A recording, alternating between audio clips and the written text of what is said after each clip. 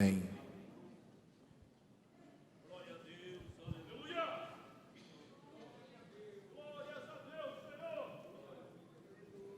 É com muita alegria que eu saúdo os irmãos com a paz do Senhor.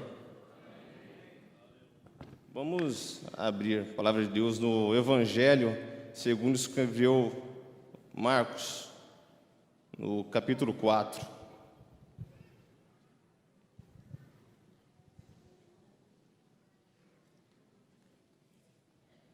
Nós vamos estar lendo do verso 35 ao verso 41. Diz assim a palavra de Deus: E naquele dia, sendo já tarde, disse-lhes: Passemos para o outro lado. E, despedindo a multidão, levaram-no consigo, assim como estava no barco, e havia também com ele outros pequenos barcos. E se levantou grande tempestade de vento, e as ondas batiam no barco de modo que já se enchia. E ele estava na parte de trás do barco, dormindo sobre uma almofada. E despertaram-no dizendo-lhe: Mestre, não te preocupa que pereçamos? E ele, levantando-se, repreendeu o vento e disse ao mar: Paz, aquieta-te.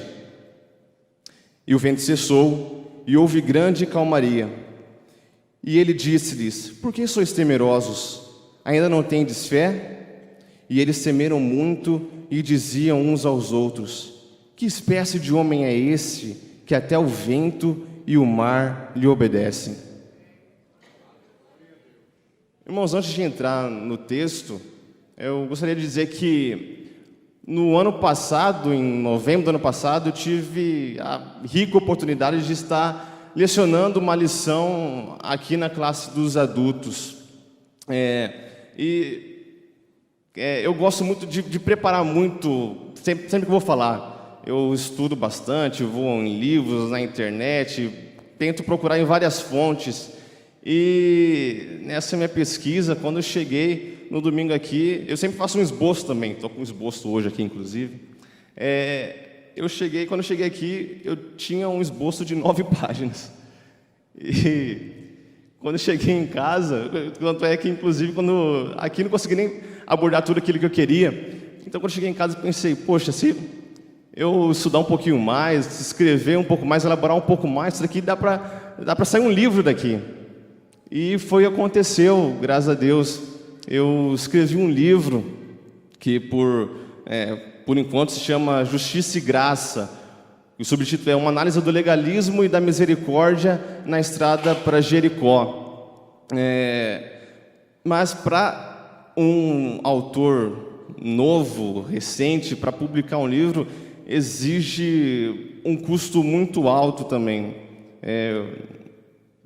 Quanto mais livros eu consigo mandar para a gráfica, mais barato sai cada unidade para poder revender para os irmãos. Então, eu acabei escolhendo uma editora mais barata, só que o custo inicial, eu preciso juntar um capital de quase R$10.000 para isso. E então, para isso eu lancei um projeto para poder arrecadar esses fundos, para poder garantir esse capital, para poder mandar para a gráfica. E graças a Deus, em 2 ou 3 semanas, se não me engano, eu já cheguei a 40% da meta. Se Deus quiser, quem sabe até o final do ano eu estou publicando ele. Muitos irmãos aqui já sabem disso, têm cooperado. E aqueles que ainda não sabiam, ficam sabendo agora. Podem me procurar assim quando puderem. Eu não vou estar aqui todo domingo, porque eu trabalho domingo sim, domingo não. Mas eu contratei o secretário também, meu pai aqui.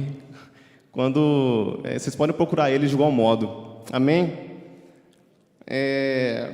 Muito bem. Quando o cuiabano ouve sobre tempestade, fica com inveja, né? Podia ser aqui em Cuiabá.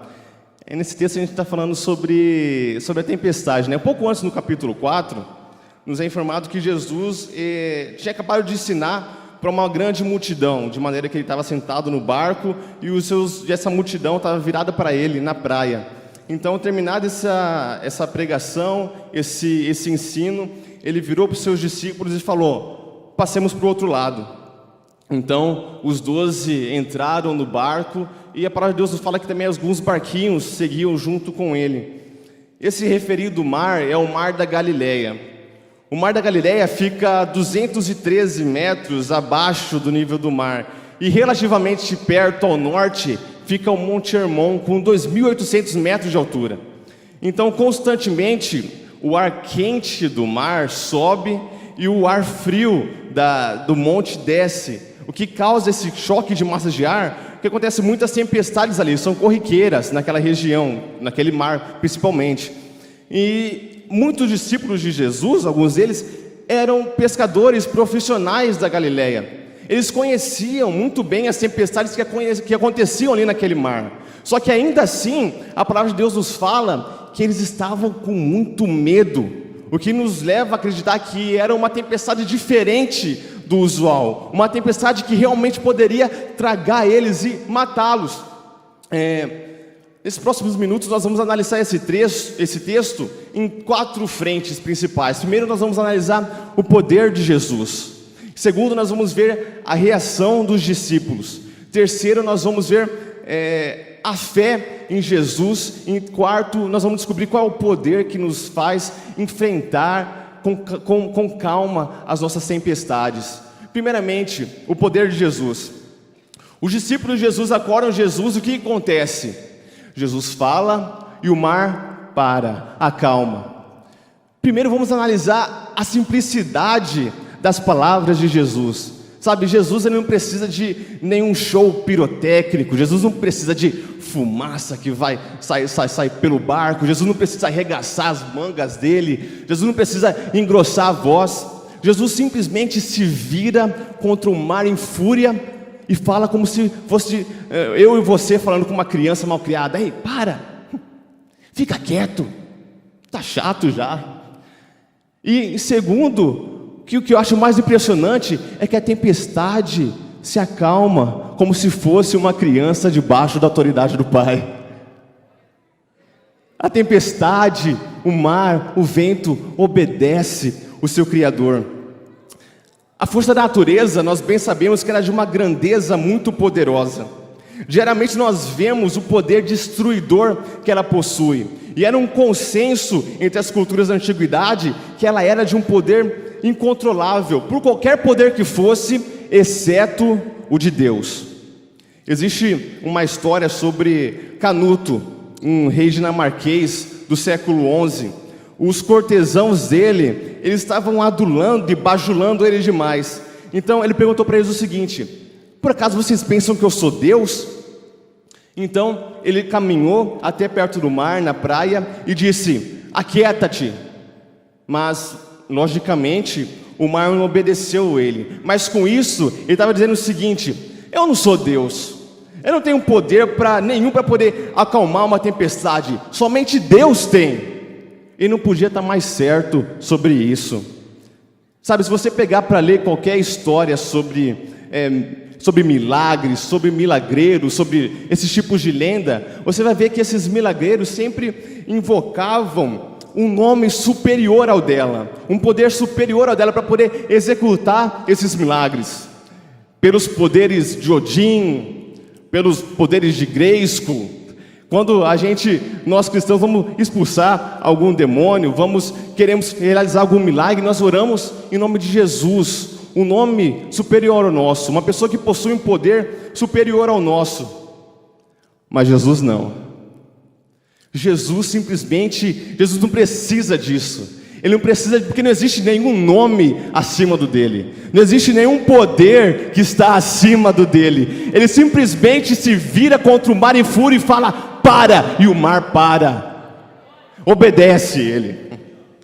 Sabe, a consciência que Jesus tem de si é uma coisa impressionante. Nenhuma outra pessoa na história fez as reivindicações para si que Jesus fez.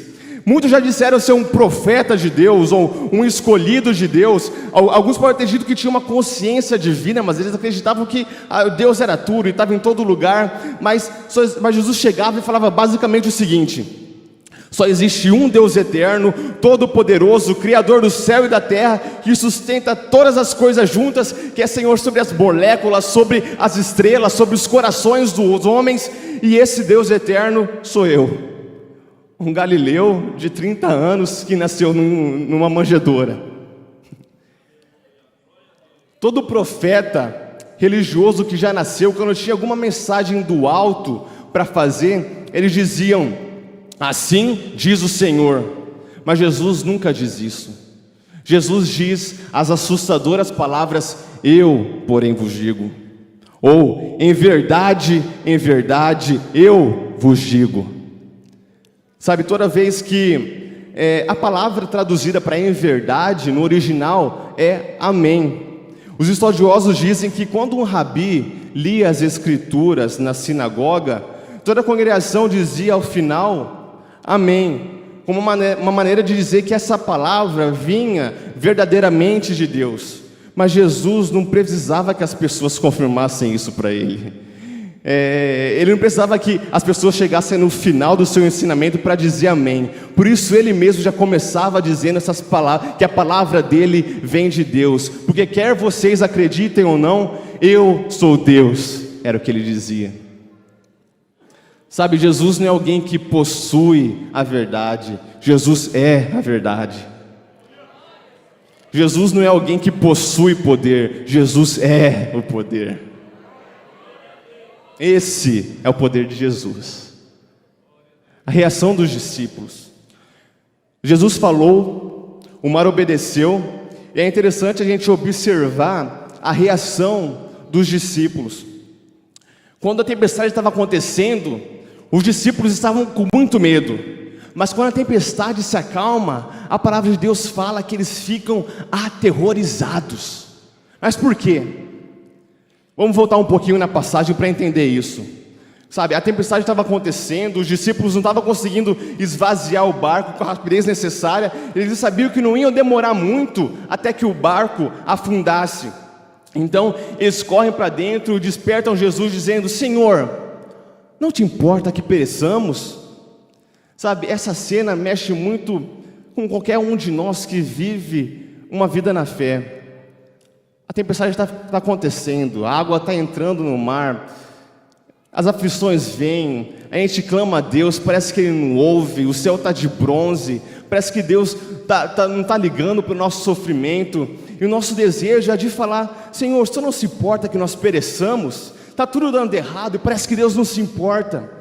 Em outras palavras, os discípulos estavam querendo dizer o seguinte para Jesus: Jesus, se o Senhor nos amasse de verdade, o Senhor não deixaria que essa tempestade estivesse acontecendo.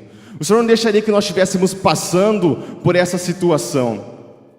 Então Jesus se levanta, Ele acalma a tempestade. O que Jesus fala? Jesus diz que entende a situação. Não, realmente é verdade, eu não devia estar dormindo, eu devia ter feito alguma coisa. Não.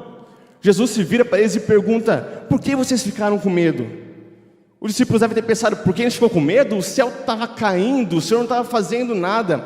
Mas com essa pergunta, Jesus estava querendo dizer o seguinte: a premissa de vocês estava errada. Vocês deviam saber que eu permito sim que as pessoas que eu amo passem por tempestades. Eu permito sim que as pessoas que eu cuido e que eu morri por elas passem por situações difíceis. E vocês não têm motivo nenhum para ficar com medo por causa disso. Essa é a verdade.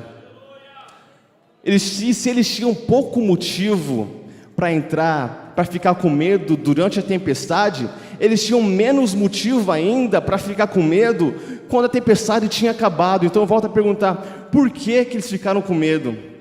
A resposta que eu cheguei é a seguinte: porque assim como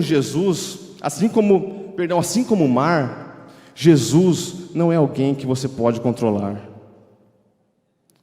Assim como o mar, Jesus não é alguém que eu e você podemos controlar.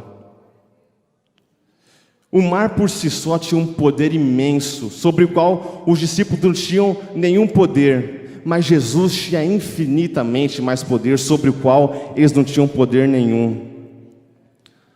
Sabe, C.S. Lewis foi um dos maiores escritores cristãos de todos os tempos. Ele escreveu vários livros, como o Cristianismo Puro e Simples, O Peso da Glória, e dentre eles ele escreveu uma maneira, através de histórias, de contar a verdade do Evangelho para crianças, que é as Crônicas de Nárnia. Num dos primeiros livros, esses 4 irmãos chegam nesse novo mundo de Nárnia e vão ao jantar na casa de um casal de castores. E lá eles ouvem histórias sobre esse grande leão Aslan. E o senhor castor fala o seguinte sobre Aslan: ele não é um leão domesticado. Ele não se trata de um leão domesticado. Meus irmãos, assim como Aslan, o leão da tribo de Judá, não é um leão domesticado.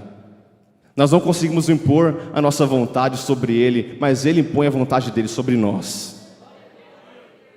E se eu não tenho poder nenhum sobre ele, e ele tem todo o poder sobre mim, ele pode me colocar em qualquer situação. Eu sou totalmente refém da vontade dele. Mas ainda assim, existe uma diferença gigante entre uma tempestade e Jesus. A tempestade, ela não se importa com você. A tempestade, ela não tem dó de ninguém. Uma tempestade não ama ninguém, mas Jesus ama. Mas Jesus ama. Mas Jesus se importa. Mas Jesus está com você e Ele quer o seu bem. Jesus permite que coisas que nós não entendemos aconteçam. Mas Ele é Deus, Ele é grande o bastante para ter motivos para fazer você passar por coisas que você não consegue entender. Mas o seu poder é tão ilimitado quanto a sua sabedoria e o seu amor. A tempestade nos olha com indiferença, mas Jesus está cheio de amor incontrolável por você. Se os discípulos tivessem entendido isso, eles não teriam ficado com medo. A premissa deles de que se Jesus me ama, Ele não permite que coisas ruins aconteçam comigo, estava errada. Jesus pode sim amar alguém e ainda assim permitir que coisas ruins aconteçam, mas nós podemos ter certeza que ainda assim todas as coisas estão contribuindo juntamente para o seu bem. Isso é porque Ele pode ver o quadro todo, diferente de eu e você. Ele sabe o que Ele está fazendo. Ao ouvir histórias sobre Aslan, a mais caçula dos irmãos, Lúcia, pergunta: mas ele é perigoso? Então o senhor Castor responde falando: se é perigoso? É claro que ele é perigoso, ele é perigosíssimo. Quem disse que ele não é perigoso? Mas ele é bom, ele é o rei. Oh, meus irmãos, Jesus não falou que ia ser fácil, mas ele é bom, ele é o rei. Ele falou que nesse mundo nós íamos ter aflições, mas Ele é bom, Ele é o Rei.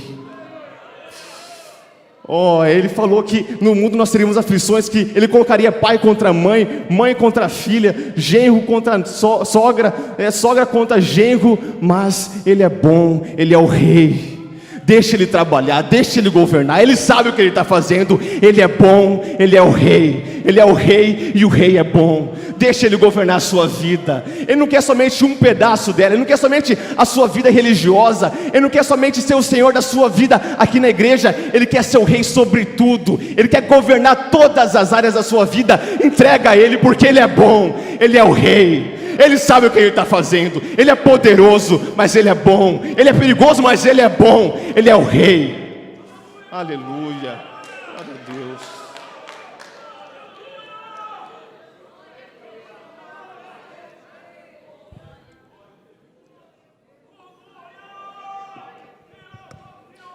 Jesus sabe porque eles temeram.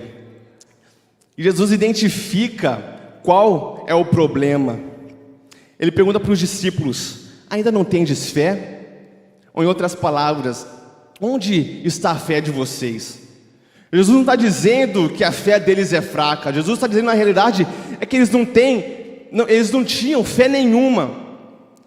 George MacDonald, um escritor que influenciou muito C.S. Lewis, ele diz o seguinte num dos seus livros: cada um crê naquilo que pode, mas quem tem fé não pode julgar com muito rigor quem tem menos fé. Sabe, isso é extremamente bíblico, porque quem tem fé não pode julgar quem tem menos fé. Por quê? Porque em última análise, a fé não é uma virtude. A fé não é uma coisa que você procura dentro de você, que você procura para poder conseguir crer em Jesus. Não, a fé, em última análise, ela é uma dádiva, ela é um dom, ela é um presente de Deus a você. Você não pode se orgulhar porque tem fé. Assim como alguém que está devendo não pode se orgulhar por ser um devedor. Quanto mais fé você tem, mais você está em débito com Deus. Mas se você quer ter fé, não tente ficar procurando dentro de você. Não tente ficar procurando no seu coração, tentando ser uma pessoa mais certinha, tentar andar na linha para ver se Deus repara em você. Não tente ficar querendo obedecer todas as regras. Não, você nunca vai conseguir desse jeito. Você tem que correr até Jesus e falar: Senhor, me ajuda a crer. Me ajuda a crer. Por mim eu não consigo. Me ajuda a crer. Por quê? Porque Ele é tanto o autor, quanto o consumador, quanto o objeto da nossa fé. Para de olhar para você, começa a olhar para Ele. A palavra de Deus fala em Isaías: olhai para mim, vós, todos os termos da terra, e sereis salvos.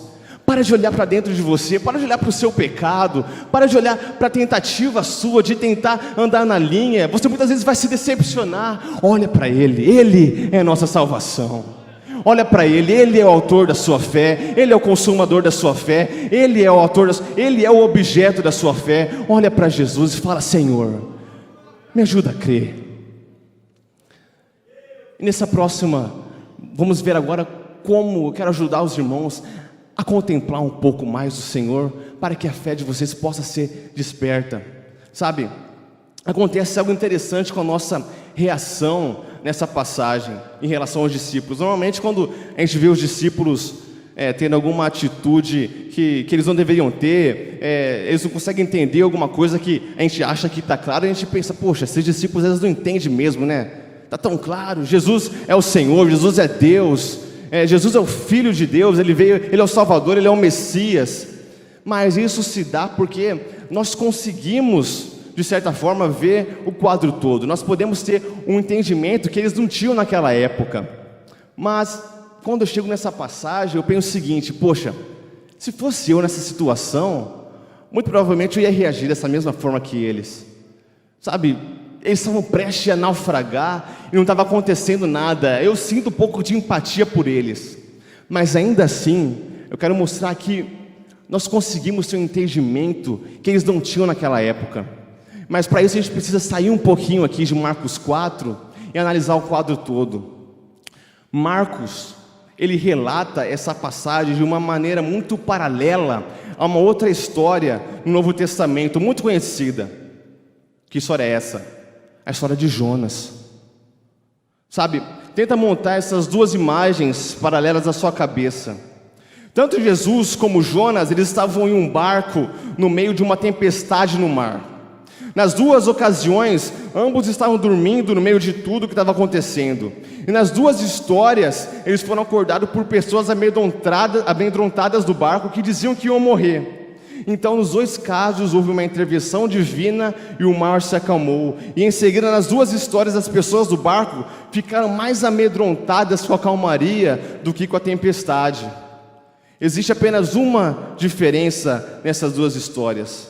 No meio da tempestade de Jonas, ele disse para os marinheiros: se vocês me lançarem no mar, vocês vão sobreviver. Para vocês viverem, é necessário que eu morra. Mas se a gente se afastar um pouquinho de Marcos 4 e analisar um pouquinho mais, você vai perceber que essas duas histórias não são tão diferentes assim. Jesus diz em Mateus 12:41: eis aqui quem é maior que Jonas, se referindo a si mesmo. Jesus é o Jonas verdadeiro. E com isso Jesus estava querendo dizer o seguinte: eu vou acalmar todas as tempestades, eu vou acalmar todas as ondas, eu vou destruir a destruição, eu vou matar a morte. Mateus, mas como que ele pode fazer isso?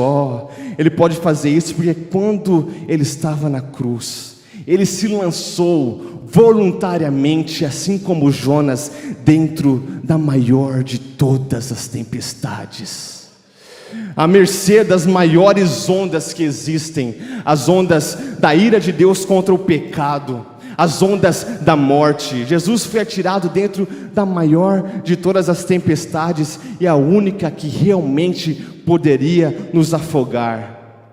A tempestade da ira de Deus contra o pecado que eu e você cometemos. Meus irmãos, se a visão de Jesus entrando de cabeça baixa, como uma ovelha muda dentro dessa tempestade, estiver gravada lá no fundo do seu coração, se você saber que Ele não te abandonou nessa tempestade, o que você faria? O que faria você pensar que Ele abandonaria você nas tempestades menores que vêm agora? Nós temos muitos irmãos que não estão bem de saúde, muitos irmãos que estão passando por problemas nas suas pequenas empresas. Você pode ter certeza que Jesus se importa com você. Se você tiver essa imagem gravada no seu coração, você nunca mais vai chegar para Jesus e vai falar: Senhor, não te importas? Porque se você sabe que Ele não te abandonou nessa, você sabe que Ele também não vai te abandonar em nenhuma dessas outras tempestades que vem na sua vida hoje. Antes você vai manter a sua fé, sabendo que um dia Ele vai voltar e vai acalmar todas as tempestades por toda a eternidade. Naquilo que C.S. Lewis chamava de o grande livro da eternidade, em que o capítulo próximo é infinitamente melhor do que o capítulo anterior. Você pode manter a sua fé cativa, sabendo que Ele vai voltar. Ele vai acalmar as tempestades da sua vida. Ele se importa com você, muito mais do que você pensa que Ele se importa, Ele se importa. Muito mais do que você pensa que Ele ama, Ele te ama. Sabe, quando eu estava preparando essa mensagem, eu falei para minha noiva lá sobre o que eu ia falar. Ela falou: Mateus, você não vai contar esse monte de história de criança que o pessoal não vai gostar, mas eu não resisto.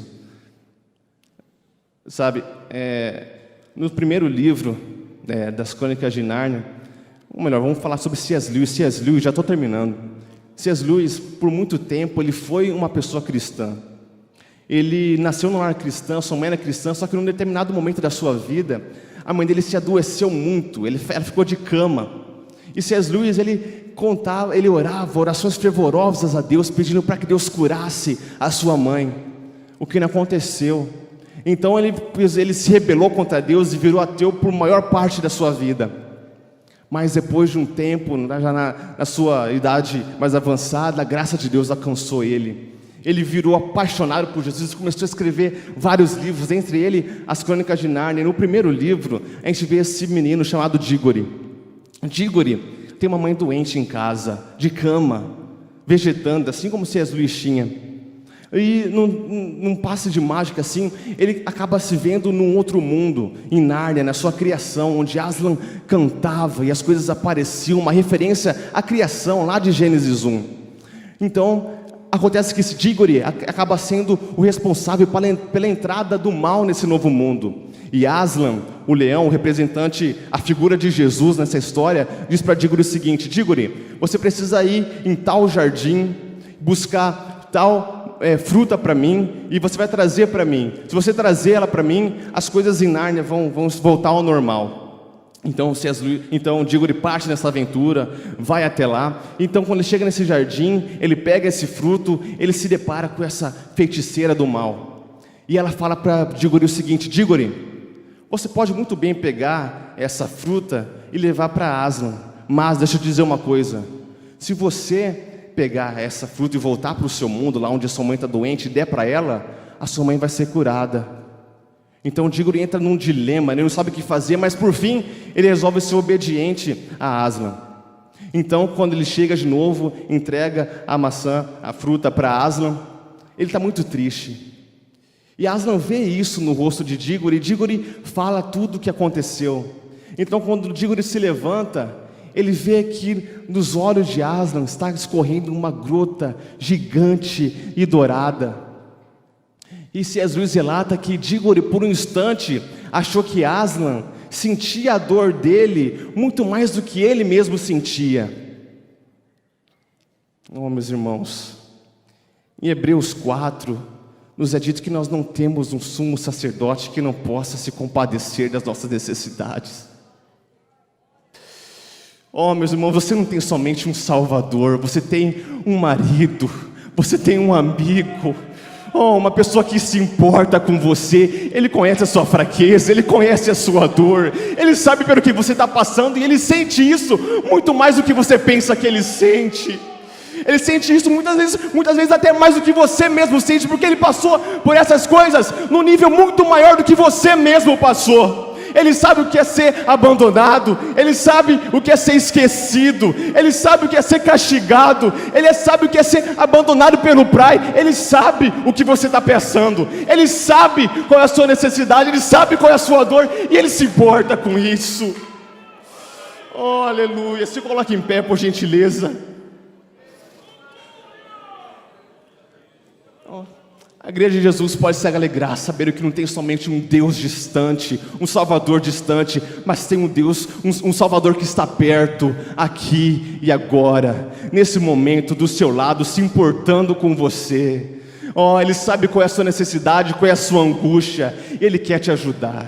Ele quer que você primeiramente corra aos pés dEle, se entrega a Ele, chega aos pés dEle falando: Senhor, eu não consigo crer, mas me ajuda a crer. Eu sou tão dependente do Senhor, eu não consigo nada por mim mesmo, me ajuda a crer no Senhor. Cria em mim a fé que eu preciso para poder passar pelas tempestades que vêm na minha vida agora. Eu quero saber, Senhor, eu quero ter a certeza que o Senhor está aqui agora comigo. Se o Senhor se importa, Ele vai se revelar a você, você pode ter certeza disso. Ele se importa. Meus irmãos, quero saber quem aqui ainda não é cristão, não é crente, não é evangélico, que se sentiu tocado por essa mensagem, que quer verdadeiramente crer no Senhor. Por gentileza, se aproxime aqui, eu quero orar por você.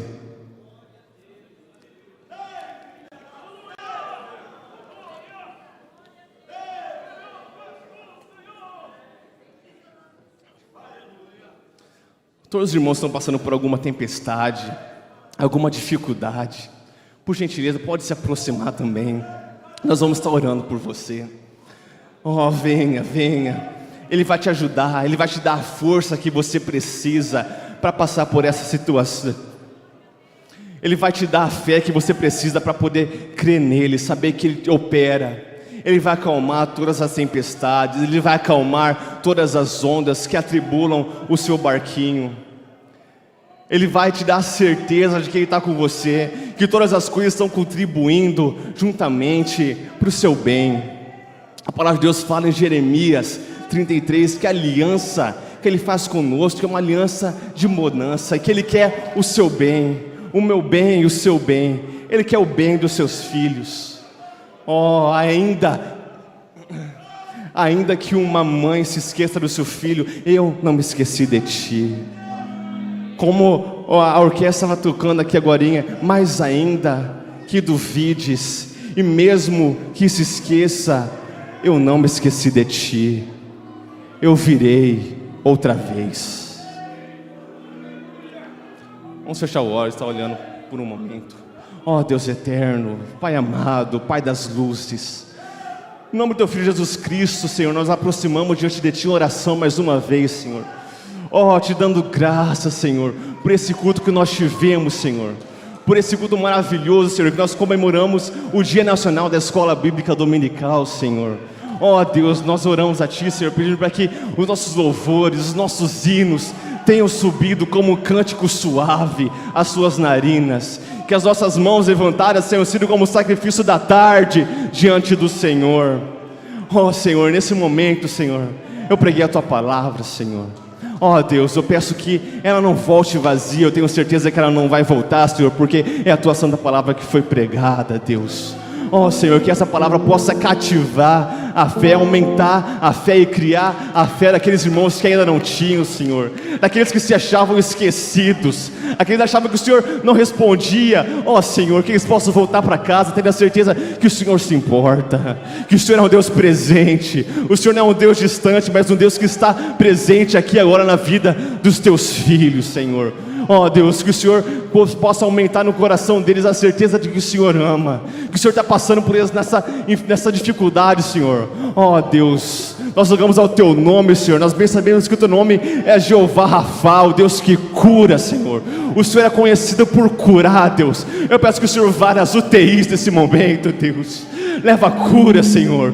Derrama o teu bálsamo, Senhor, na vida da irmã Celei, na vida do irmão Elvis, Senhor. Ó Senhor, que o Senhor possa restituir-lhes a saúde, e que na semana que vem nós possamos estar aqui louvando ao Senhor pelo livramento, pela cura, engrandecendo o teu nome, sabendo que o Senhor opera ainda hoje, Senhor. O Senhor não é alguém que possui poder, o Senhor é o poder. O Senhor não é alguém que possui a verdade, o Senhor é a própria verdade, a encarne viva que opera no meio da tua igreja. Ó Senhor, nós oramos e te agradecemos no nome do teu Filho Jesus Cristo. Amém. Amém.